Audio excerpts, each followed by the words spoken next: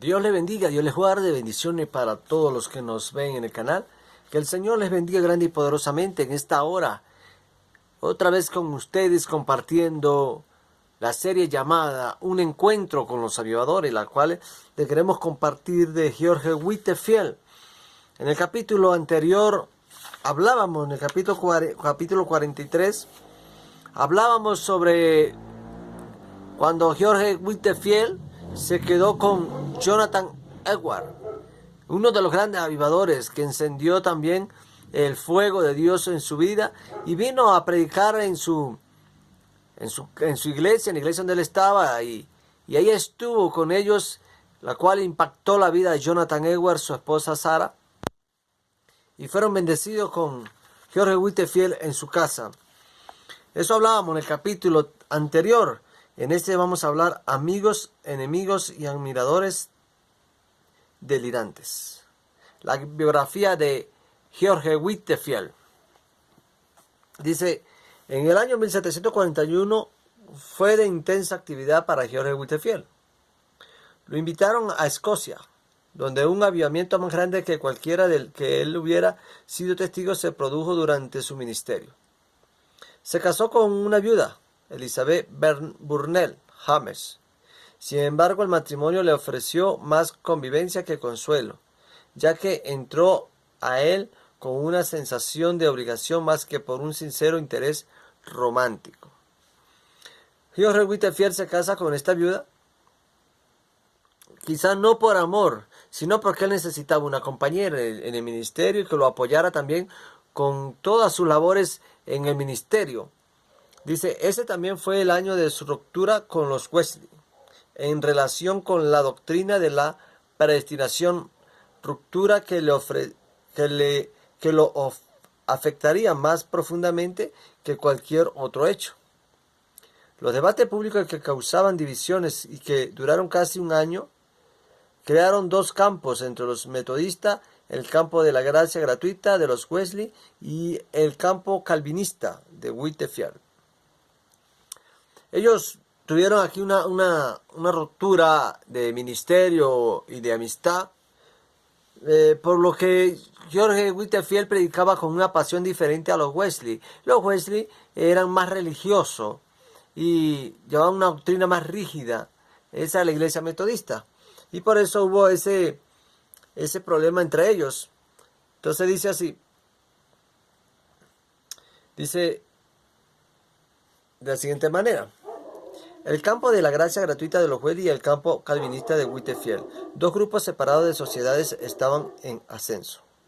Y pronto tanto Whitefield como los Wesley vieron el peligro de la división.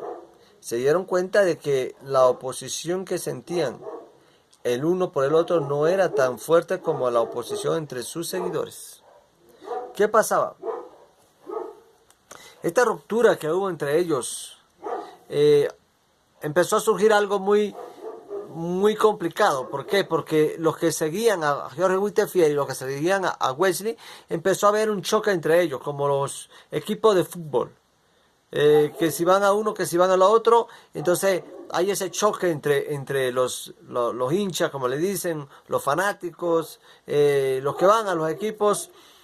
Entonces hay ese choque, ya estaba surgiendo ese choque contra la grey o las ovejas de Whitefield con la de John Wesley, a causa de qué, de que ellos se estaban, había problemas, conflicto entre ellos. ¿Por qué? Porque eran diferentes doctrinas.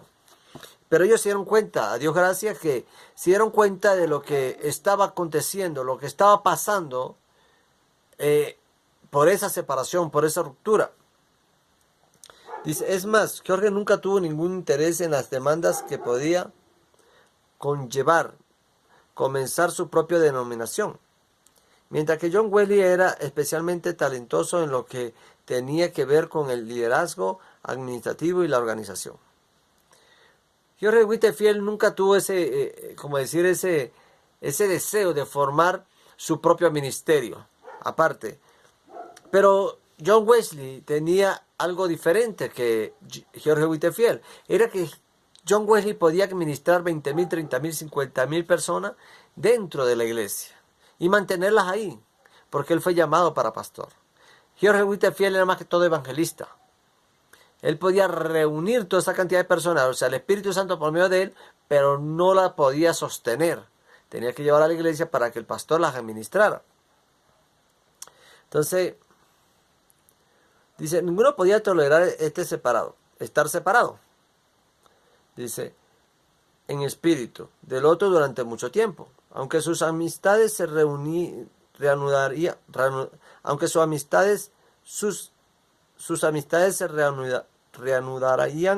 la unión entre los dos movimientos, el del calvinismo metodista de Whitefield y el de la Sociedad Unidas de los Wesley.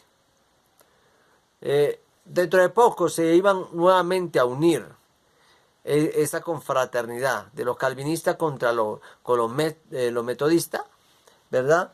¿Por qué? Porque Dios le encanta es que estemos unidos, no que estemos separados.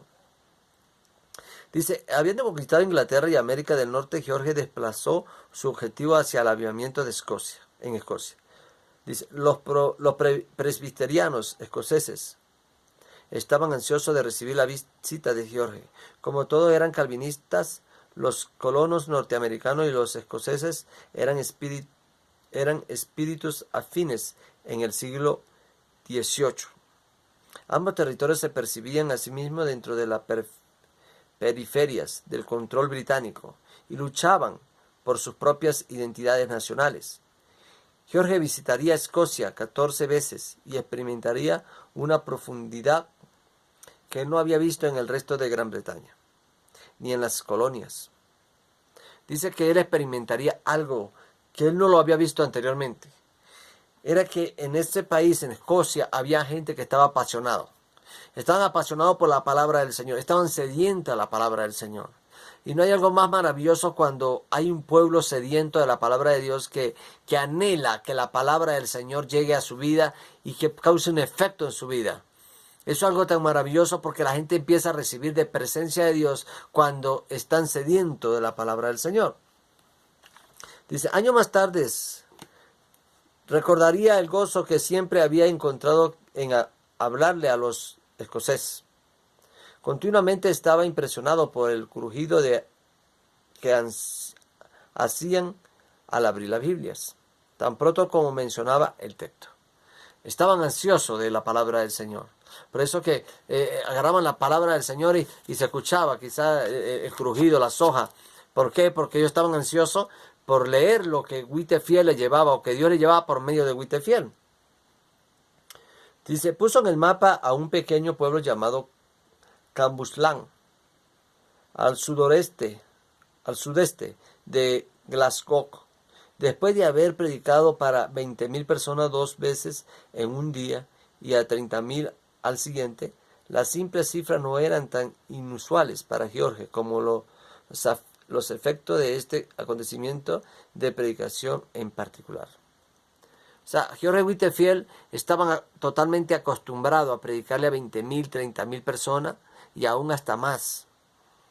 Entonces, lo más tremendo era que le predicaba 2 veces por día a 20,000 y el siguiente día a 30,000 personas.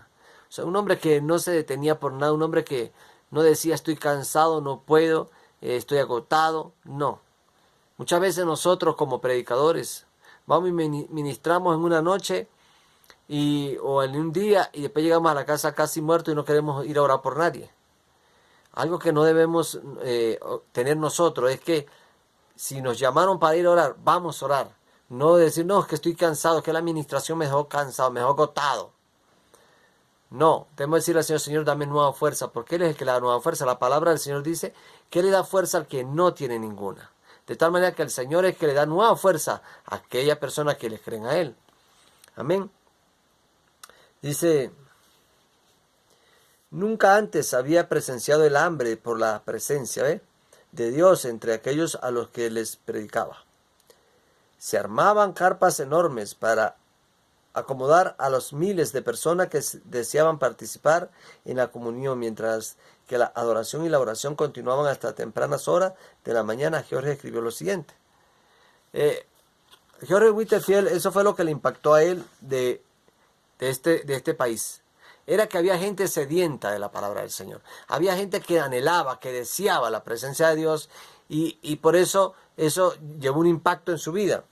Dice, se vio a miles de personas bañadas en lágrimas. Algunos al mismo tiempo se retorcían las manos, otros casi se desvanecían y otros clamaban y sufrían por un Salvador traspasado.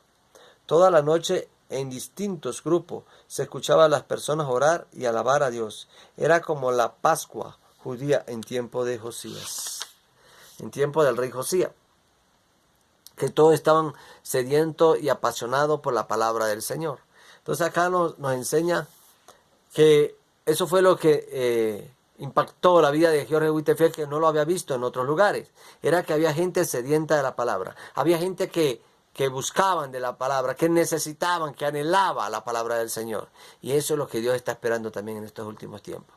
Gente que se anhelen la palabra del Señor. Gente que se apasionen por la palabra del Señor. Gente que anhelen, que lo anhelen de lo profundo del corazón, que la presencia de Dios descienda sobre su vida y la palabra de Dios vivo venga sobre su vida. Eso es lo que Dios está esperando en estos tiempos. Y dice, en agosto tuvo lugar una comunión al aire libre, diferente de cualquier otra vista alguna vez en Escocia, mucho menos en otro lado. Un observador refirió. Algunos decían 50,000, otros 40,000. Y la estimación más baja con la cual estaba de acuerdo el señor Whitefield hablaba de que eran unas 30,000 personas. De estas, algunas eran de Inglaterra y otras hasta de Irlanda, y muchos eran episcopales y algunos cuáqueros. Venía gente de todos lados, viajaba gente de todos lados al avivamiento de George Whitefield. ¿Por qué? Porque era el Espíritu de Dios que llevaba a esa gente, que traía a esas personas para que adoraran al Dios de los cielos y para que ellos entendieran que había un avivamiento en una persona que también podría ser en ellos. Amén. Así debemos nosotros anhelarlo y debemos pensar, si Dios lo hizo con George Whitefield, también lo puede hacer con nosotros. Dice, esta escena se repetiría cada vez que Whitefield se aventuraba a predicar.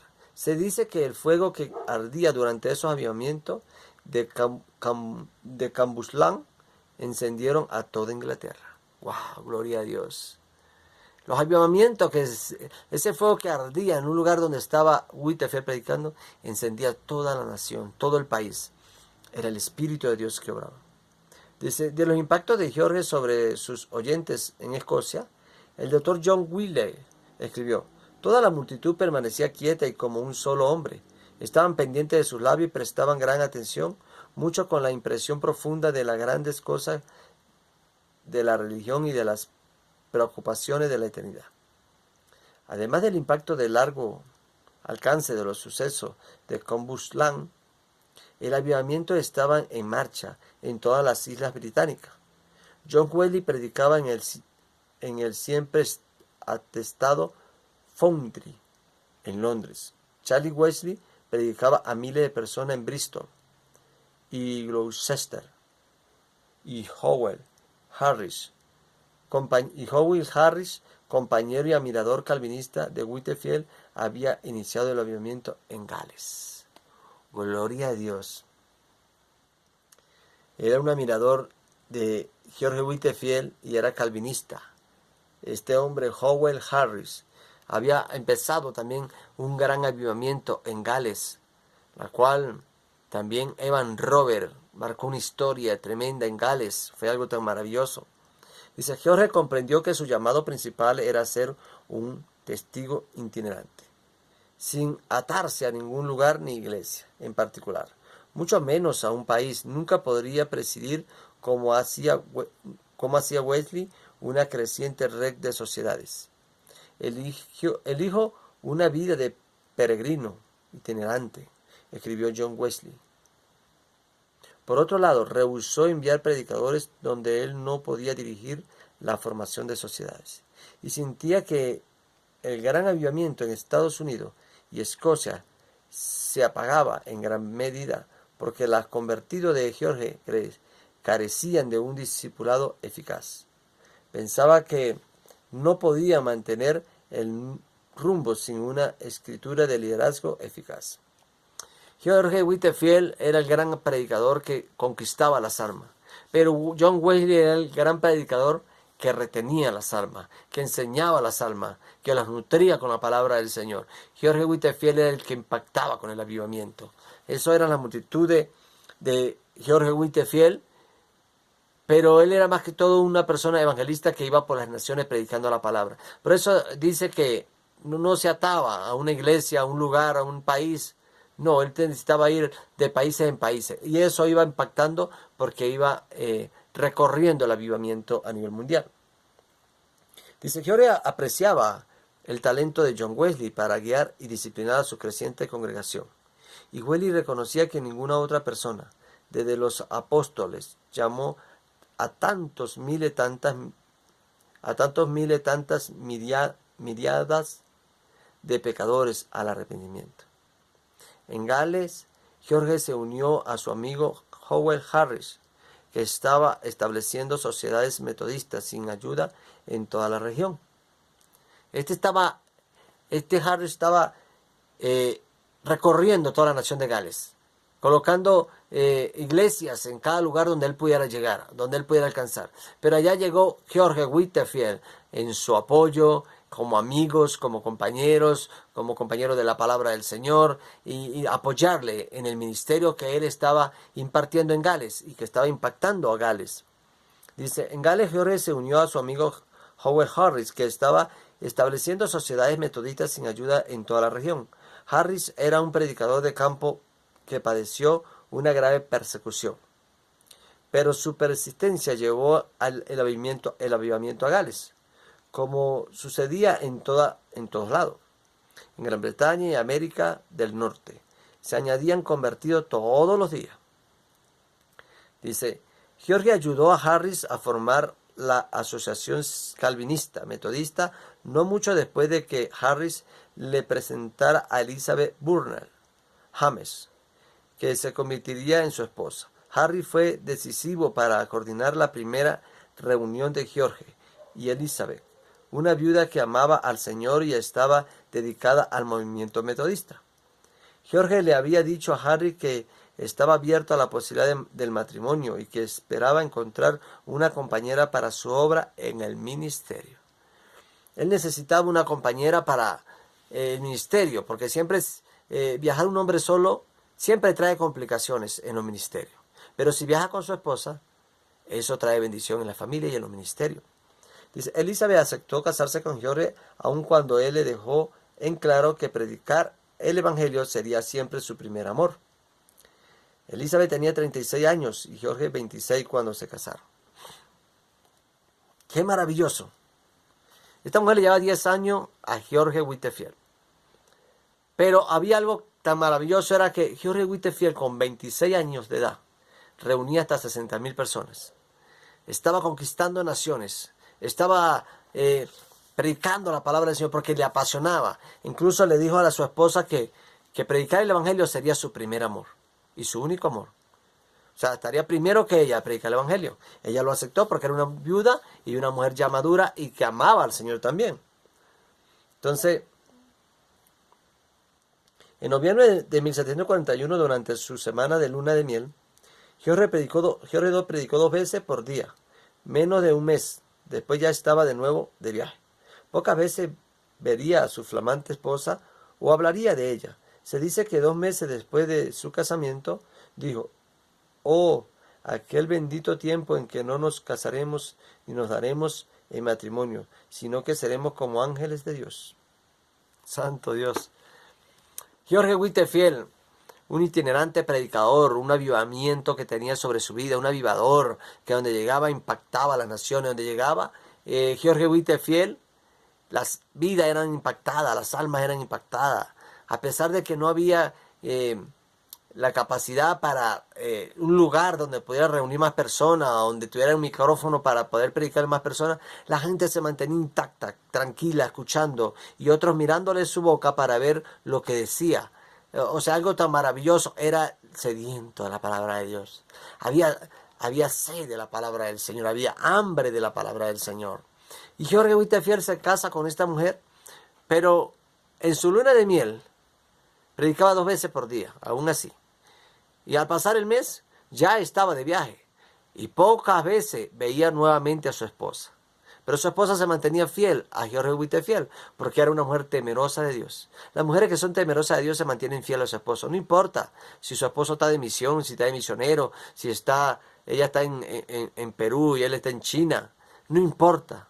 Si él dura 3 meses, 6 meses, por allá, un año. Lo importante es que tienes temor de Dios y que debes esperar a tu esposo. ¿Por qué? Porque así lo mandó Dios. Amén. Así que Dios es bueno. Claro que es mucho mejor llevarse a su esposa a los viajes. Pero a veces la esposa padece alguna enfermedad o la esposa está embarazada, entonces no la quiere maltratar. Entonces le toca viajar solo.